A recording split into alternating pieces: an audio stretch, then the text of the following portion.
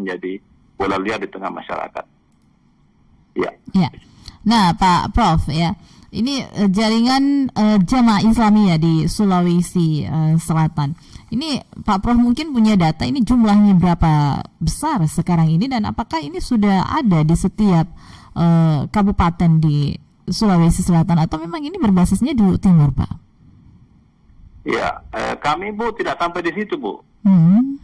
Yang punya data itu hanya 2, Densus dengan BNPT. Baik.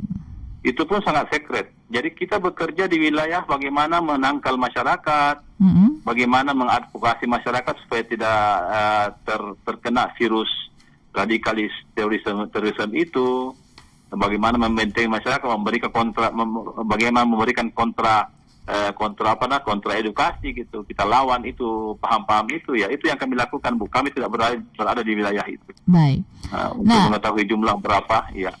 Kalau kita berbicara jaringan Islamiyah ini ya Pak ya, sebenarnya apa yang membuat orang itu cepat dengan mudah untuk bisa masuk ke jaringan Jamaah Islamiyah ini? Apa sebenarnya yang dijanjikan oleh kelompok ini? Ya, karena ini paham atau doktrin, ya mungkin saja karena doktrin itu, Bu, apakah doktrin politik? Karena dua inti doktrin yang bisa membuat manusia itu hanyut, bisa rela bunuh diri, apa saja, itu doktrin politik dan doktrin ideologi. Kalau orang bercinta bunuh diri, ya selesai aja, nggak ada apa-apanya gitu. Kecewa bunuh diri, nggak ada itu. Jadi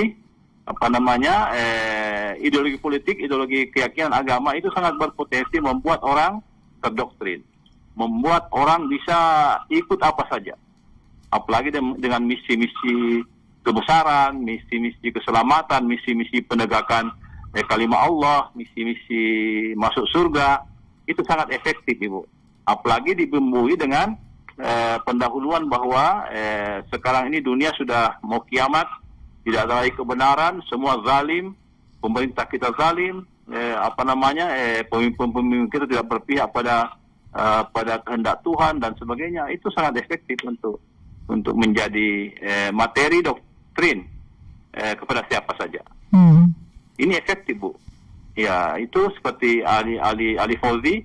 Ali Fauzi itu adalah mantan teroris yang bertobat. Tidak usah lama-lama katanya. Kalau ada bawa kepada saya siapa saja, ya saya tidak usah 1 jam, setengah jam, saya bisa kasih ikut sana saja, jadikan teroris. Gitu. Itu begitu hebatnya itu. Karena itu harus dihindarkan memang, Bu. Jadi ini harus dipatahkan, diputus memang rantainya ini. Kita harus cari siapa itu pelakunya, siapa itu kadernya, siapa itu jaringannya, diputus. Sebab kalau dia berinteraksi, potensinya untuk merekrut itu besar sekali. Baik. Iya. Sebenarnya berbicara mengenai ini ya Pak ya, ini tujuan mereka sebenarnya ingin melawan siapa? Ingin melawan polisi ketika mereka harus menyimpan senjata seperti itu, atau ingin mengubah negara ini, Pak Prof? Betul. Ini menarik yang terakhir. Rupanya mereka mau terakhir ini yang menurut hasil penyidikan Densus polisi, mereka itu akan menyerang aparat. Mempersiapkan akan menyerang aparat. Cuman karena senjatanya masih kurang, jamaahnya, anggotanya masih kurang, jadi tertunda. Keburu ketangkap polisi. Tapi yang jelas tujuan mereka itu adalah, tujuan besarnya itu adalah memang mereka mau berjihad gitu. Siapa saja di luar mereka itu lawan, itu musuh. Apalagi yang memang suka mengganggu mereka, ya aparat polisi dan seterusnya. Jadi niat itu tidak akan pernah terhenti selama masyarakat hidup gitu. Mereka tidak peduli apa temannya mati, malah mereka cemburu kalau temannya sudah mati. Wah, temanku sudah mati tertembak apa misalnya, wah dia cemburu. Mereka itu sudah mati dan sudah ketemu 72 bidadari, saya ini belum apa-apa gitu. Jadi mereka gelisah, selalu ingin mewujudkan impiannya itu, yaitu mati syahid gitu, berjihad gitu. Ini tidak ada yang bisa menghalangi, Bu, ini. Kecuali kita doktrin mereka kembali, mematahkan doktrinnya itu, mengimbangi dengan doktrin yang baru bahwa tidak ada gunanya itu bukan jalan yang terbaik, itu bukan jalan yang benar, masa mau masuk surga membunuh orang dan seterusnya. Jadi begitu Ibu anunya.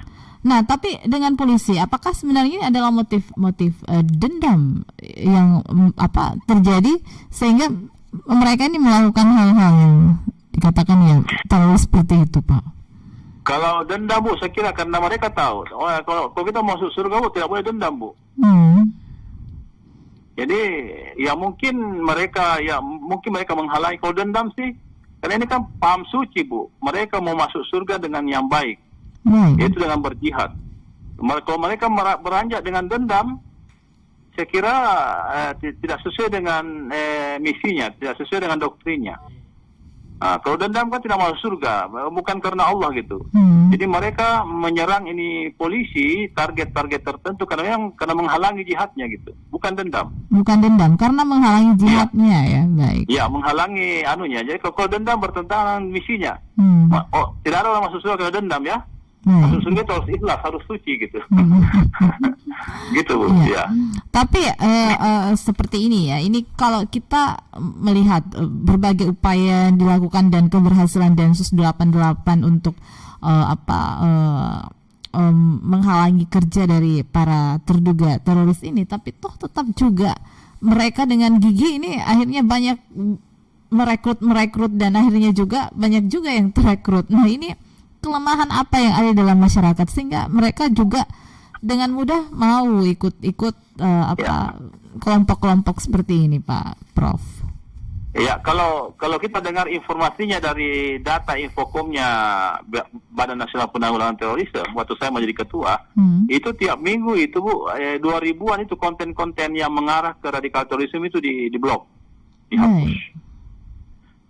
Jadi di blog ini kan muncul yang lain-lain lebih banyak. Memang itu kerja yang tidak pernah berhenti Bu. Jadi upaya untuk menghalangi terus itu, upaya untuk memerang itu tidak boleh terhenti memang Bu. Begitu lengah sedikit, mereka merekrut, mereka melakukan sesuatu. Mereka kurang agak lemah, mereka punya kekuatan ini karena sumber dananya bisa diblok, bisa diputus pendanaannya. Yang kedua, kerja-kerjanya bisa dipantau. Ya, bisa dipantau dengan baik, misalnya yang fisik pertemuan-pertemuannya. Inilah yang terjadi penangkapan. Tapi bai'ah dan doktrin-doktrin online itu Bu, ya mungkin ditutup 5, muncul 10. Jadi tetap tidak bisa terpantau seluruhnya, dan inilah yang masih tersisa sekarang ini yang terus melakukan pengembangan. Bu. Ini pekerjaan yang tiada hentinya nih Bu. Baik. Kapan lengah, kapan terhenti sedikit, kita akan kewalahan. Tadi Anda mengatakan Pak Prof bahwa pendanaan ya, kalau jaringan Islamiyah ini pendanaannya dari mana sih Pak Prof? Yang jelas kami tidak punya data real, tapi berapa informasi dari OJK, dari BNPT bahwa beberapa bahkan ribuan, ratusan rekening yang mencurigakan itu yang diduga untuk digunakan oleh kelompok terorisme itu sudah diputus gitu. Ini besar dari berbagai negara. Ini besar dananya ya Pak Prof ya? Iya. Ada beberapa pengusaha di Indonesia juga yang sudah terbaca dan saya kira sudah diselesaikan oleh pemerintah. Iya. Baik, kita break dulu Pak Prof, jangan menutup teleponnya ya untuk satu persembahan lagu yang kita dengarkan. Dari Ekutis dengan Tunjuk Satu Bintang ya, saya hadirkan melengkapi kebersamaan kita di pagi hari ini.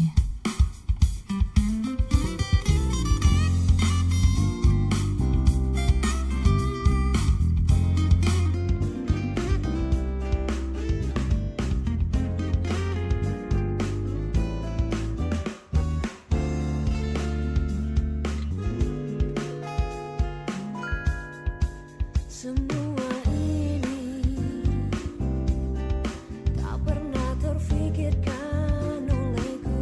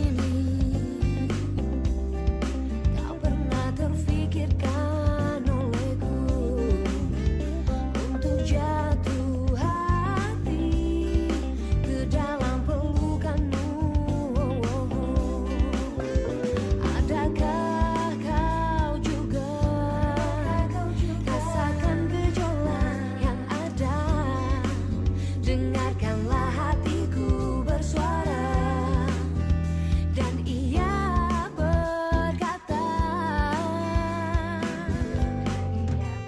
tunjuk satu bintang sayang, kau kan ku bawa ke sana. Tunjuk satu bintang sayang, kau kan ku bawa ke sana. Tunjuk satu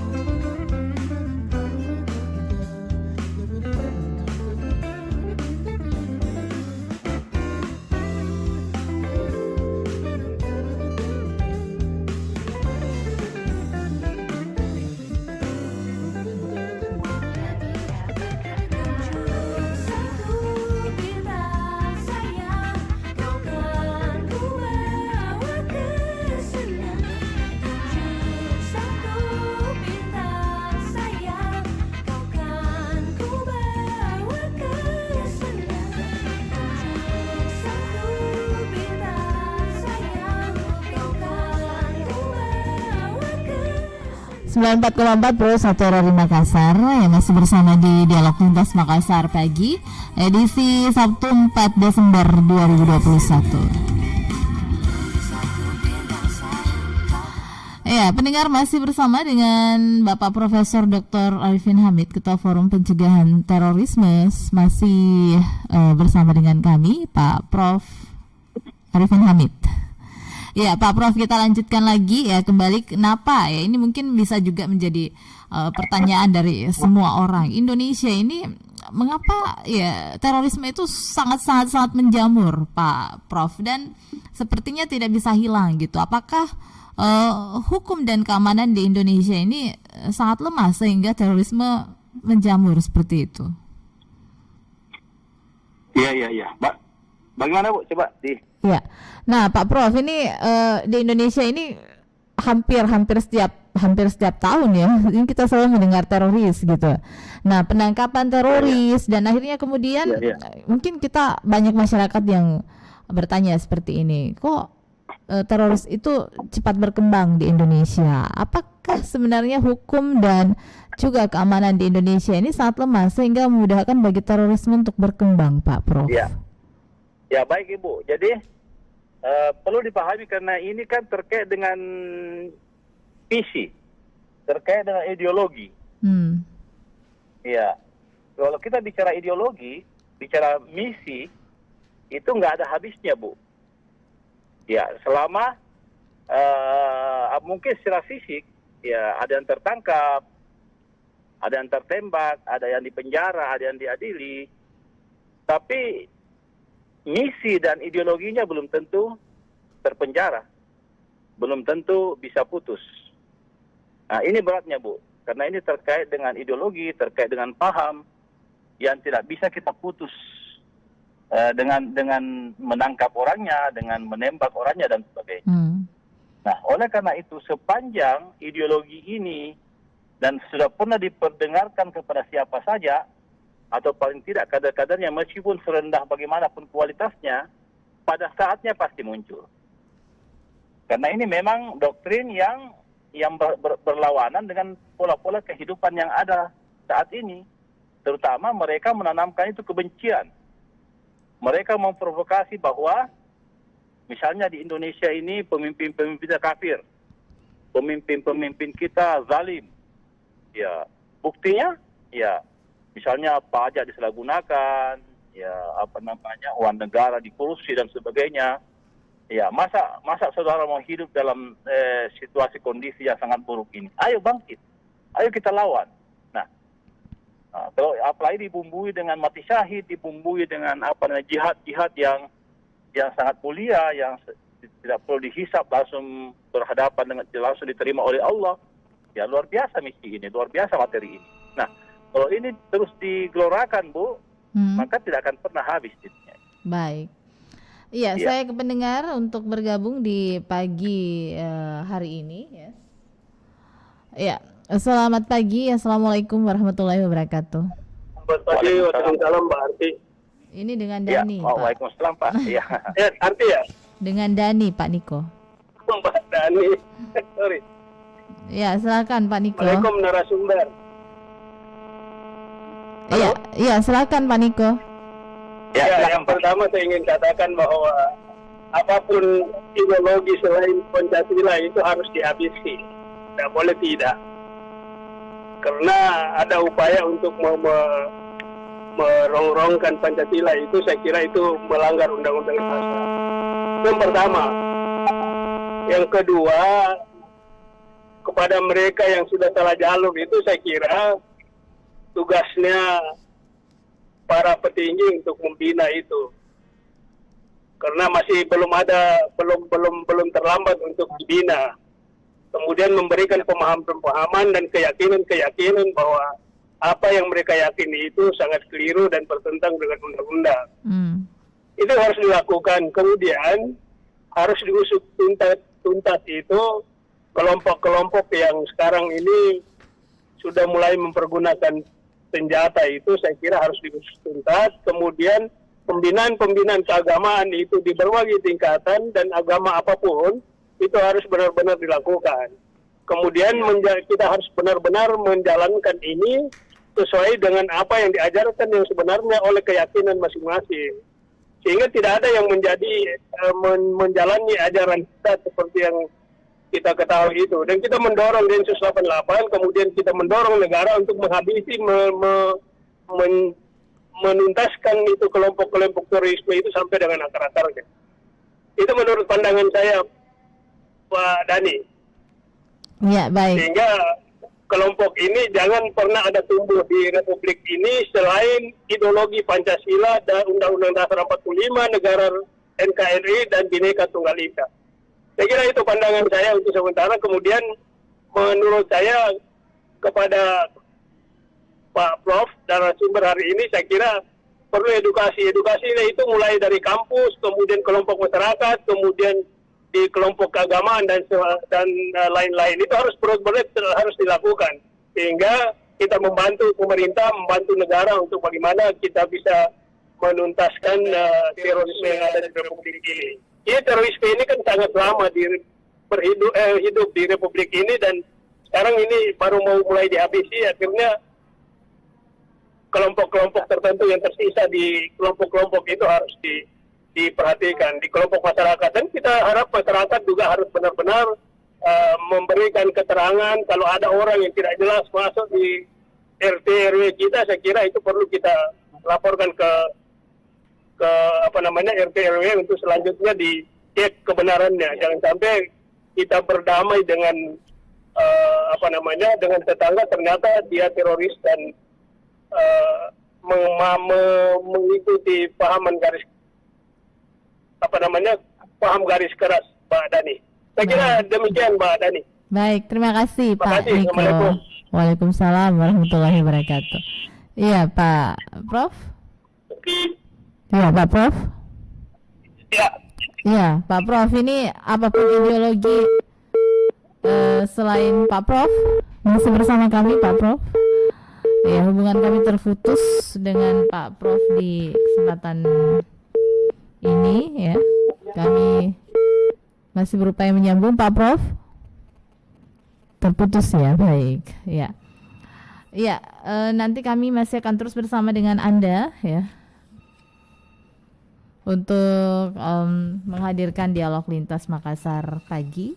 Pendengar, 2 orang terduga teroris yakni MU dan MM yang ditangkap di Luwu Timur, Sulawesi Selatan 24 dan 26 November 2021 lalu merupakan jaringan Jamaah Islamiyah yang menyimpan senjata milik organisasi JI Sulawesi dan telah berbayat atau mengucapkan sumpah setia kepada Amir Jamaah Islamiyah sebagai syarat menjadi anggota Jamaah Islamiyah.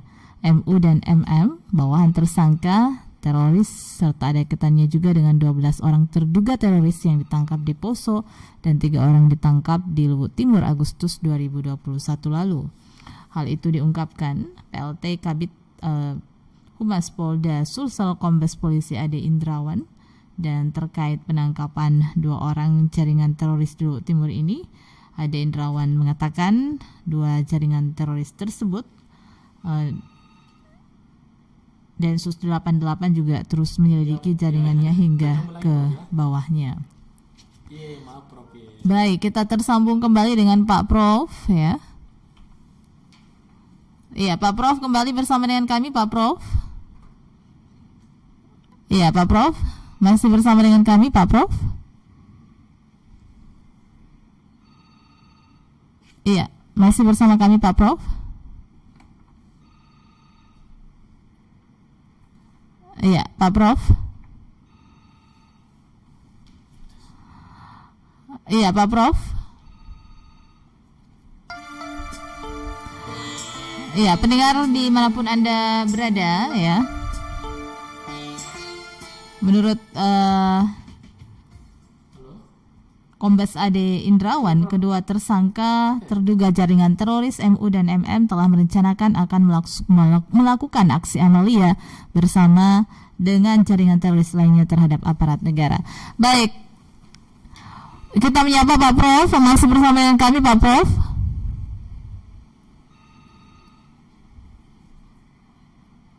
Iya, Pak Prof, selamat pagi.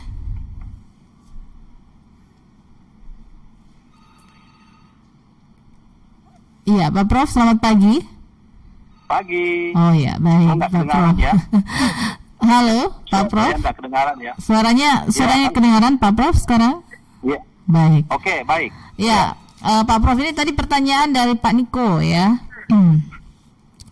Apapun ideologi selain Pancasila itu harus dihilangkan ya. Kepada mereka yang kemudian salah jalur tentunya masih bisa untuk dilakukan pembinaan dan harusnya juga kepolisian ini mengusut tuntas. Mungkin silakan untuk dijawab Pak Prof.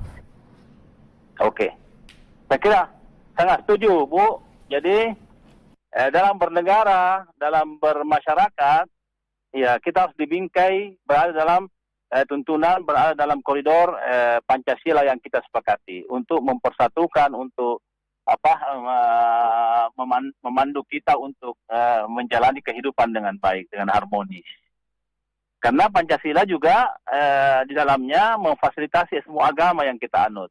Ada 6 agama, agama Islam, agama Kristen, Katolik, Protestan, Hindu, Buddha, Konghucu. Negara memfasilitasi dengan baik. Jadi dalam wadah negara Republik Indonesia, semua keyakinan yang sah itu harus diwadahi oleh negara, oleh pemerintah, termasuk Islam. Nah, karena itu negara juga berkepentingan untuk melakukan pembinaan, membantu pemimpin-pemimpin agama, ahli agama untuk melakukan pembelajaran, melakukan pembinaan keagamaan yang benar. Jangan yang sesat, jangan yang radikal gitu. Itu negara berkepentingan. Karena itu kolaborasi antara negara dengan pemimpin agama itu sangat diperlukan saat ini agar dilakukan pemantauan, dilakukan pembinaan, dilakukan upaya untuk meluruskan semua paham-paham yang berbahaya bagi kehidupan. Jadi saya sangat setuju dengan Bapak tadi. Ya. Baik. Nah, Pak Prof ya, ini juga tentunya dari Anda sebagai Ketua Forum Pencegahan Teroris, apakah memang ini para mantan teroris ini masih bisa dibina untuk kemudian mereka kembali ke jalan yang lebih baik gitu? Ya.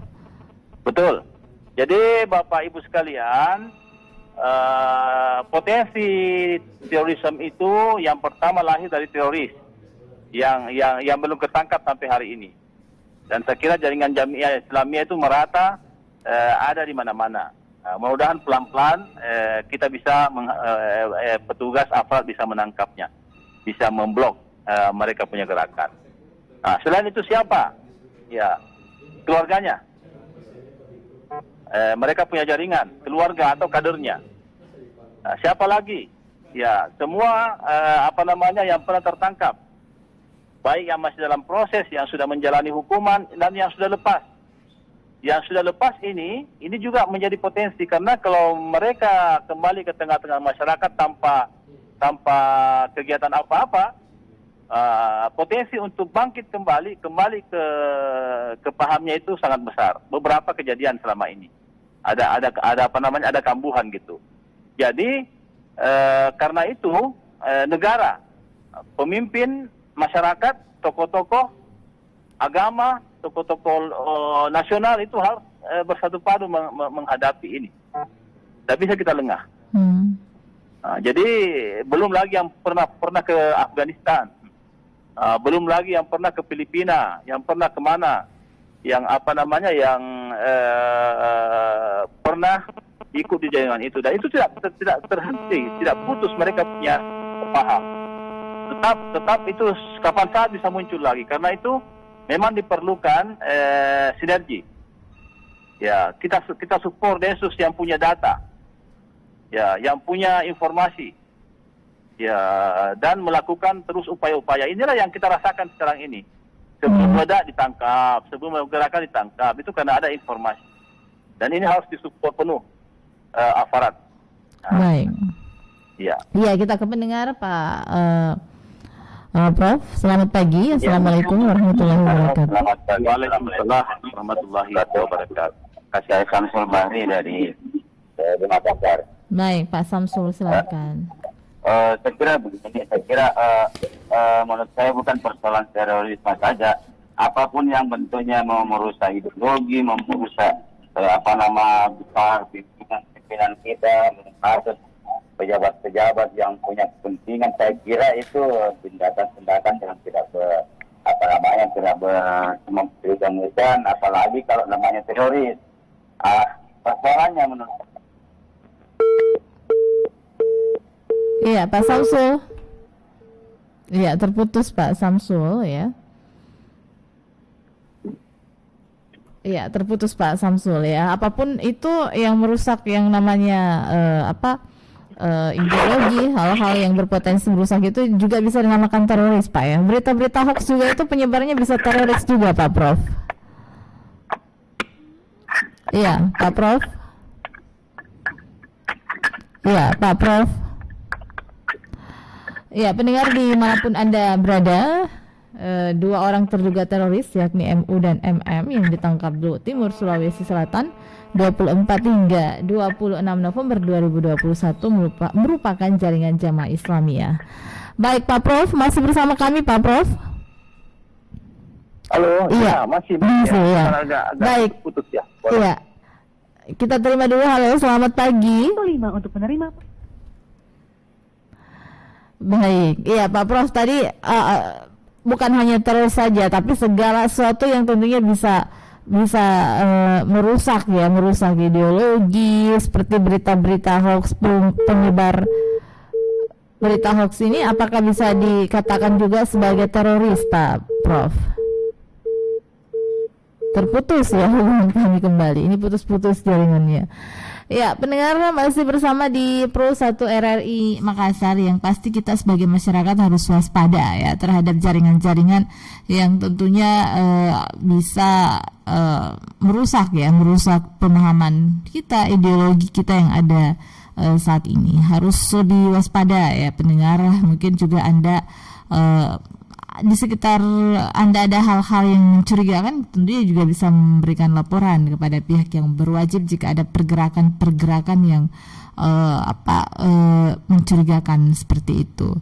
Ya, dan ini pastinya ya dilaporkan, bahkan untuk ketua RT RW ini harus lebih aktif juga mengetahui warganya ya, harus lebih mengenal, seperti yang terjadi kemarin di peristiwa ledakan bom di gereja katedral ya, di mana disebutkan juga bahwa RT RW-nya ini tidak mengenal secara baik pergaulan dari warganya sendiri, bahkan ini tidak memiliki kartu tanda penduduk seperti itu. Nah, ini yang harus juga lebih diwaspadai. Iya, pendengar masih bersama dengan kami di Pro 1 RRI Makassar di Kanal Inspirasi. Kanal Inspirasi 94,4 FM Pro 1 RRI Makassar. Saya terakhir jumpa kita Pak Prof ya. Ini dari Pak Samsul Bahri tadi, ini segala sesuatu yang berbau merusak ideologi itu bisa dikatakan sebagai teror, termasuk juga adalah mereka pembuat mungkin informasi-informasi hoax seperti itu. Silakan Pak Prof. Iya. Jadi karena jangankan teroris sendiri Pak, apalagi masyarakat tidak mau dibilangi teroris gitu. Jadi yang nyata-nyata tertangkap sebagai teroris, tidak mau sekali dibilangi sebagai teroris gitu.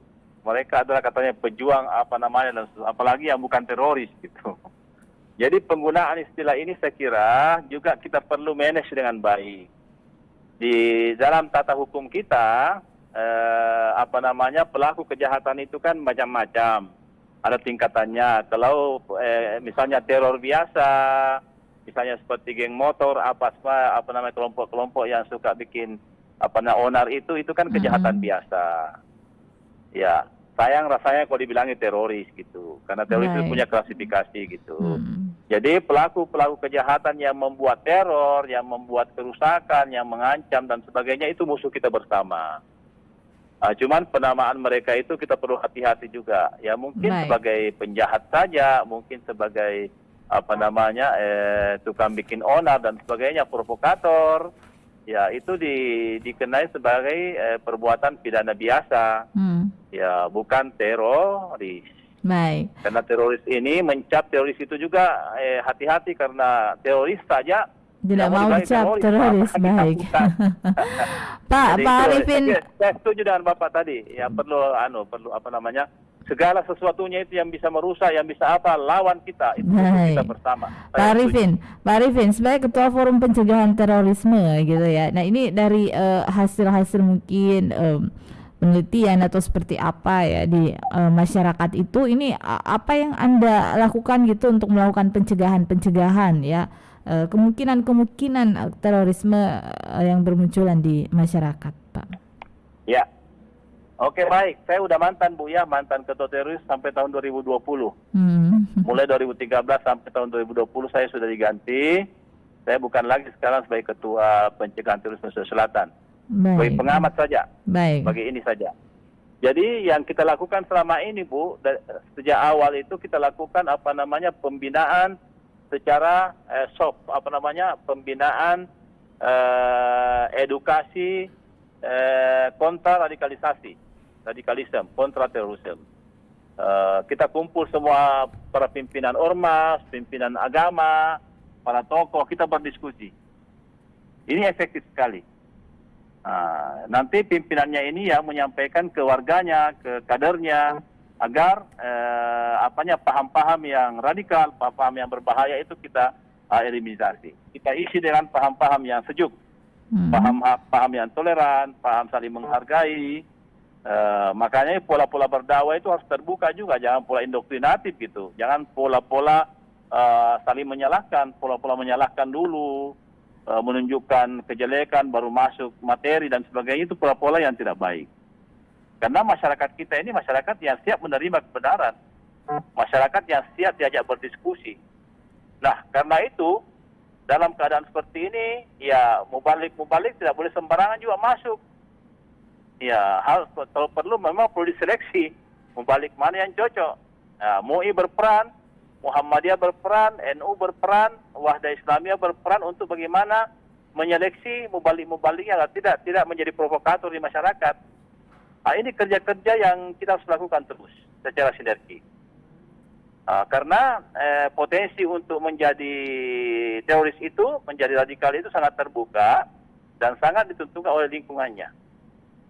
Kalau ada mubalik yang tidak mau pilih-pilih tempat, tidak mau diundang oleh siapa, tidak mau menghadiri, tidak mau ya itu kita harus hati-hati. Apalagi di medsos. Ya, pilihan medsos untuk berdakwah itu silahkan, tapi tolong diklarifikasi, tolong dilihat siapa ustaznya. Kalau ada paham yang agak lain didiskusikan dengan pimpinannya dan ulama yang ada di sekitar kita. Jadi ayo kita lawan, ayo kita cegah paham-paham radikal, baik itu melalui media dakwah, melalui kegiatan di masyarakat yang tertutup, yang sebagainya. Kalau ada apa-apa, kita ke ulama, kita ke tokoh masyarakat, kita ke kemana? Ke pemerintah, laporkan. Baru kita hadapi bersama. Ya, saya Baik. kira begitu, Ibu, yang saya bisa sampaikan. Baik, terima kasih Pak Prof. Dr. Arifin Hamid sudah bersama dengan kami di kesempatan Dialog Lintas Makassar pagi untuk edisi hari ini. Sukses selalu untuk Anda Pak Prof ya. Untuk kebersamaan kita ini diwarnai oleh berbagai putus nyambung berbagai ini. Baik Pak Prof, terima kasih, sehat selalu ya. Sukses juga untuk Anda. Wassalamualaikum warahmatullahi wabarakatuh. Dan sini saya kira.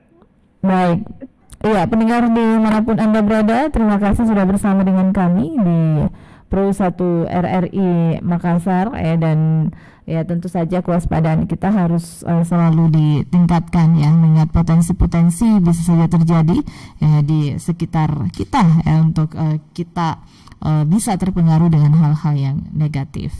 Saya Dani mengucapkan terima kasih atas kebersamaan Anda. Sampai jumpa. Wassalamualaikum warahmatullahi wabarakatuh.